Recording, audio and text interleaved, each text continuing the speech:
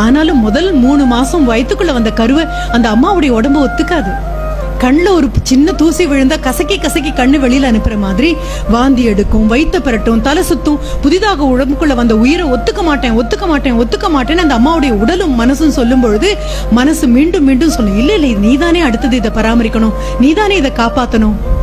ஆனா ஒரு குழந்தைன்னு ஒண்ணு வந்ததுக்கு அப்புறம் நம்ம பெத்தவங்க முன்னாலேயும் நமக்கு பிறந்ததுக்கு முன்னாலேயும் தயவு செஞ்சு சண்டை போடாதீங்கன்னு சொல்வேன். நம்ம பெத்தவங்க முன்னால நீங்க சண்டை போட ஆரம்பிச்சீங்கன்னா வாழ்க்கை மேல இருக்கிற நம்பிக்கை அவங்களுக்கு போயிடும். நாம பெத்தது மேல நீங்க முன்னால நீங்க சண்டை போட்டீங்கன்னா திருமணம்ங்கிற எண்ணத்தின் மேலேயே அவங்களுக்கு நம்பிக்கை இல்லாம போயிடும். என் குழந்தைக்கு நான் தங்கத்தால செருப்பு போடலாம், என் குழந்தைக்கு முள்ளு கிழிச்சாம உடம்பு பூரா ஒரு கவசத்தை பூட்டி விடலாம். ஆனாலும் குப்பையும் கூளமும் கல்லும் முள்ளும் மண்டி இருக்கக்கூடிய சாலையில தானே என் குழந்தையும் இறக்கி விட்டாகணும்.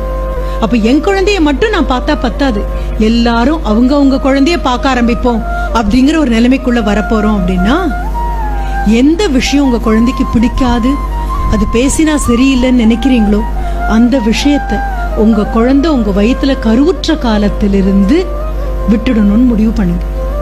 தோள் தாங்காத பொறுப்பை தூக்கி வைக்கக்கூடிய அளவுக்கு உங்க தோள்களுக்கு வலு இருந்தால் மட்டும்தான் தாயாகவும் தகப்பனாகவும் இருக்க முடியும். குழந்தை வயிற்றுல இருக்கும் பொழுதே அம்மா மனதுல நெகட்டிவான எண்ணங்கள் வரக்கூடாது, மாறுபட்ட எண்ணங்கள் வரக்கூடாது.